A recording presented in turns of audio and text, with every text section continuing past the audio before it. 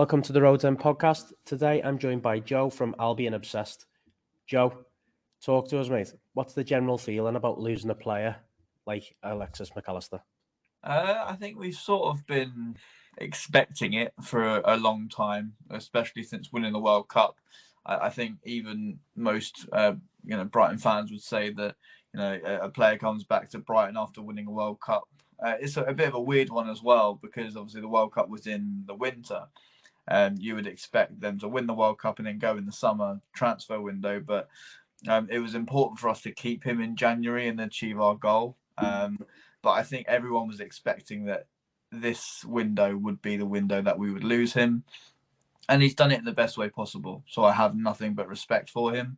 We've had a lot of bad outgoings in the last season, really. Obviously started with Cucurella, ended with Leandro Trossard, and obviously Graham Potter in the middle of that. So it's actually quite refreshing to have a player leaving with our utmost respect. And he's stayed with us. He's achieved that goal of getting us into Europe for the first time. So to be honest, there's no bad feelings from me here. That's really good news. Obviously, you spoke about the Cucurella. That was a disaster, wasn't it, from start to finish. In terms of Alexis, then, so the fee is obviously a big talking point. And I'll be honest with you, I look at it and think we have a steal on our hands at £35 million. He was touted at 70, then 60, 55s, 40s, 35 now. How's it got to the point of 35 million? So I'm assuming that clause was there, or is this a case of we just need to get it done? I think there's a clause of, look, Alexis, we're not going to stand in your way. You've put Brighton and Hove Albion on the world map. We even had Lionel Messi commenting on our social media posts after the World Cup, which was mind-blowing in itself. And there's probably like a gentleman's agreement that, look, if a top six, I know obviously we finished in the top six, but if a quote-unquote big six club come in for you, we're not going to stand in your way because, of course, like, I'm not blinkered. I know that Liverpool is a bigger prospect of playing for Brighton and Hove Albion Football Club. You guys, you've won the Premier League, you've won the Champions League in the last 3-4 seasons. So I'm not going to sit here and say, oh, no, he should have stayed with us. We just got top six. Why can't we be a big six club? Because, of course, those ambitions, every single player has them. And, if you create an environment at a football club where you're going to have players come in and you're going to keep them to ransom, you're going to run down their contracts, just like we have with Basuma, just like we have with Leandro Trossard, you're going to create a really bad atmosphere. And that's not what Brighton Hove Albion do. We've never really stood in the way of anyone. I know, obviously, with the Moises Caicedo situation in January, that's where we sort of put our foot down. But that's because we were trying to achieve what we achieved. So I think in the summer, it's a little bit of a, if you'd come in for him in January, absolutely £70 million or nothing. Now is a bit more like, okay, 35 up front, and then there's probably about £20 million worth of add-ons on there as well, is what I'm seeing reported. Of course, there's so many different reports, you don't know who to believe. I know. So it's just a case of seeing what happens. It's all undisclosed. So really, nobody actually knows. But we just have to go with what's been reported by Fabrizio and The Athletic, etc. Yeah, okay. So tell us a bit about him then. So obviously we've seen him in the World Cup, and I'll be honest, I've only seen him a few times before that. As much as I watch so much football, I'd never really thought he was going to be the next talent we bring in, I'll be honest. But he's always had quality. That's inevitable, and he's scored a couple of massive goals against our rivals, which is fantastic. That's already a good thing for him. What should we expect from Alexis in a Liverpool shirt? You expect a very honest player, a very hard-working player, not necessarily the player that people think you're getting in terms of adding the goals and the assists and all this spectacular stuff. Alexis likes to do all the nasty stuff and the nitty-gritty stuff. So you'll see, you probably, when you look at him, expect him to be this flamboyant, Argentine footballer, but actually he's got a little bit of, I don't know how to put this, British arrogance about him, as if, like, I'm stronger than you. You might be a foot taller than me, but I'm stronger than you, and I'm going to get that ball. So you're just going to have a really all-round, hard-working team player, and I know that's what Jurgen Klopp likes. Someone that's going to give everything from the first minute all the way to the end. And he also, like, I don't think he's someone that's going to moan if he's sat on the bench for a few games. He's just a very humble guy. And that's why, as I say, he's not leaving with any bad blood from Brighton Hove Albion fans, at least from my point of view, because he is just that kind of guy that's going to get his head down, work hard. If things aren't going well, he's going to be very honest. And you will see the best Alexis. I mean, this is a player that was a standout player in a World Cup final alongside Lionel Messi and Angel Di Maria. So I think that tells you enough. But of course, I've been watching him week in, week out, and it's been an absolute pleasure to watch him. He can play anywhere in the midfield. He can play the 6, the 8, the 10. So anything Jurgen Klopp wants from him, he will give it 100%. It's fantastic news. I think we've been looking for that missing piece of the jigsaw, let's say, in our midfield, and people are touting Jude Bellingham at the price he was at. And if you look at this business we've pulled off here with Alexis, I feel like it's guaranteed us for the next 6 to 8 years, of a top quality player that's not even in his prime yet, and he's just won a World Cup. So yeah, it's brilliant news for us. Just while we're on Brighton, then obviously you've had an unbelievable season, a historic season. But I'd say nobody would have thought you'd be in the position you are once Potter left. With all respect, how highly do you rate De Zerbi? The guy is it feels different. We've never had this feeling about a manager at our football club, and obviously you can say, yeah, that's only because it's gone well. But of course, we've only got that sample size to go off of, and he feels like he could be the next elite coach alongside Jurgen Klopp, alongside Pep Guardiola. He's got that aura about him, and the way the players talk about him as well. Adam Lallana, who you guys know very well, absolutely adores him. Like, there's been so many different interviews where Adam Lallana sat down and talked about the quality of Roberto De Zerbi and how the players look at him in team meetings, and how he guides them through tough times and doesn't let them forget certain things, and that mentality shift. I mean, there was a really bad moment in the season where we lost 5-1 to Everton, and we were thinking the wheels have come off. That it's all going to just fall to pieces. In the post-match interview, De Zerbi says, next week you'll see the real Brighton Hove Albion Football Club, and we beat Arsenal 3-0. That's the difference. There's the difference, because if that 5-1 loss is under Graham Potter, we probably go on a 6-game losing run. But under De Zerbi, it's that quick change of mentality, and I always dub him as the mentality king, because the shifts we've seen, obviously losing at Wembley, you think, oh, that's going to be the moment that drops us. Losing on penalty shootouts to Charlton in the Carabao Cup, how is that going to make De Zerbi react? Are the players going to not sort of follow him? And then after that, we score, I think, 17 goals in 5 games. We're so excited about what De Zerbi can bring to us. Of course, next season is going to be a huge, huge task for us.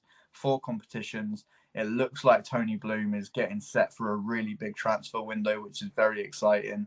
And we've already got João Pedro coming for £30 million. Of course, we're getting James Milner from you guys on a free, and what's his name? Dahoud from Dortmund as well, who looks at a great talent from what I've seen of him. I haven't seen much, but looks to be that sort of, with Alexis, he does so many different jobs. So we need like 3 or 4 players to come in and replace the jobs that he was doing. So it looks like we're doing that smartly. And the thing about Brighton is, whoever we lose, somehow we always pull something out of the bag. And I don't know how our owners do it. I don't know where they've got these scouts from. But whoever they are, I hope they continue to do the job they're doing, because we always bounce back. I was going to ask you that. How do Brighton keep, let's say, a conveyor belt of players that just seem to just replace the next one outgoing, somebody else is already there? It's like, how much did you sign Alexis from Boca Juniors? That was to mean buttons compared to what you're selling them, let's be honest. I mean, for the first part of your question about the scouting part, there was a really interesting interview with Paul Barber, and he said that when Brighton Hove Albion got promoted, we had 4 or 5 scouts worldwide. Now we've got over 250. Wow. There's the difference. We're looking in every single corner of the earth, and they're doing it on some kind of algorithm, data-based scouting, which is, next level, and a lot of other clubs are adopting that now. And that's how we're getting these Moises Caicedos, these Julio Encisos come through, and they're taking the Premier League by storm. And even we're like, where are these coming from? Like Facundo Bonanote's come in, and he looks pretty decent. There's Yasin Ayari. There's so many different players I could sit here and list off. Karu Matoma, who knew that he was going to come back from loan and rip the Premier League to shreds? Like, I think every single right back, maybe except for Aaron Wan-Bissaka, has sort of feared coming up against him. Even when we played Man United after Wembley, Karu Matoma was like, right, you got the better of me at Wembley. I'm going to get the better of you here. And, he had a storming game. And, we've got players to come like Kasper Kozlowski, Simon Adingra. There's so many different players that people haven't even heard of yet. But next season in the Premier League, rest assured, you'll know their names. And in Europe. Yeah, exactly. So really exciting. Just going on to your point about Alexis, I think it was £6 million from Boca Juniors. And there was some sort of issue with his work permit and stuff because the deal happened just as COVID started, I believe. So there was all sorts of problems, and he came in. He didn't have any family with him. So he had a little bit of a rough start to life at the Albion. But then he scored his first goal against Crystal Palace in the last minute. So that is the best way to introduce yourself to a Brighton fan, of scoring in the last minute against their bitter rivals. And, from there, he's played, as I said, so many different roles. He's even played out wide for us under Graham Potter. So as I said at the top of the show, here's a guy that whatever position you put him in, he's going to give everything. I love that. So just want to touch on James Milner before we finish. What he's done at our football club, I don't think anybody would have expected. And still to this day, until he's left, the same thing. What's the genuine feeling from Brighton fans on what they're signing with Milner? Because obviously we know his age, but again, that means absolutely nothing with him. He's just an absolute freak of a man. It's exciting because we brought in Adam Lallana, and I know he was a lot younger, or is still a lot younger than James Milner. Well, I say a little bit younger, and it's so important for us to have those experienced heads in the dressing room. We've got Danny Welbeck as well, who's done everything, won so much. So to have James, any Brighton fan that doesn't agree with us signing James Milner really need to have a look at themselves, because as you say, what he's done at Liverpool, what he still continues to do, still puts in a shift, left back, right back, centre midfield, wherever you need him, can score a penalty with ease, and that's what we need after losing Alexis, because we haven't got a penalty taker now. So thanks for that. But I'm excited because every time I've watched James Milner, just an example professional. How many games has he played in the Premier League? I mean, that is just ridiculous. A lot. Yeah. He's probably on course to be looking at Gareth Barry's record, I'd imagine. Well, so what I'd like to give you on a touch on that one is as well, what we see from him, and there was a video that came out when he announced he was leaving, and every single player looked emotional about it and knew what they were going to miss, because what he does on a pitch is example professional, as you've said. But what he does with the other team, the other players, the youngsters as well, what you hear from it is the demands that he sets on himself and people in training. I think that'll take Brighton to another level. Yeah, exactly, and that's what we've had from Adam Lallana as well. It's that domino effect of what Jurgen Klopp does so well. These players have learnt so much from him, and I got massive respect for Jurgen Klopp. Not so much when he's being all silly on the touchline, but from I guess if I take myself out of a Brighton shirt and talk about him as a neutral football fan, what he's done for Premier League football has been incredible. And the players that have learnt off of him and have come out into coaching roles, and obviously Lallana's probably more like a player coach now, and that's probably the avenue James Milner's going to go down.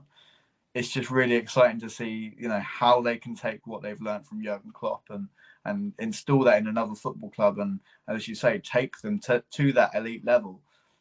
And with Roberto De Zerbi, sky's the limit. We saw what West Ham did yesterday. Why can't Brighton? I know that's the Europa Conference League, but why can't Brighton Hove Albion go and win the Europa League? Why not? Yeah. And if we come third in our group and we get relegated to the Europa Conference League, why can't we win the Europa Conference League? We beat that West Ham side 4-0 and 2-0 this season. So that there goes to prove the quality of the football that we're playing and the quality of the football club that we're supporting at the moment as well. So it's really exciting times, and I don't think Brighton fans should be so anxious that we're losing Alexis Mac Allister or we could possibly lose Moises Caicedo. I think with Caicedo, it's harder to replace him because the job he does, I think he's probably one of the best midfielders I've ever seen. I watch him week in, week out, and I can comfortably say in the Premier League, he is probably one of the best. A lot of people might laugh at me for saying that, but the boy's qualities are unreal, and he's played right back towards the end of the season as well and can do a shift there. And, so yes, it's nervy to be losing these huge players, but as I say, we always bounce back. We've always got that contingency plan in place. So very, very exciting times to be a Brighton fan. Good. That's a brilliant way to finish. And, I wish you nothing but the best next season, especially in Europe, more so, and obviously not against us.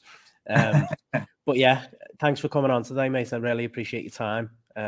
Again, good luck with next season, and I'm sure Brighton will be doing well. I don't feel like, although you'll lose these guys, like you said, the conveyor belt Brighton produce is just incredible. So keep up the good work. Top man, thank you. Thanks very much, mate. Cheers, bud.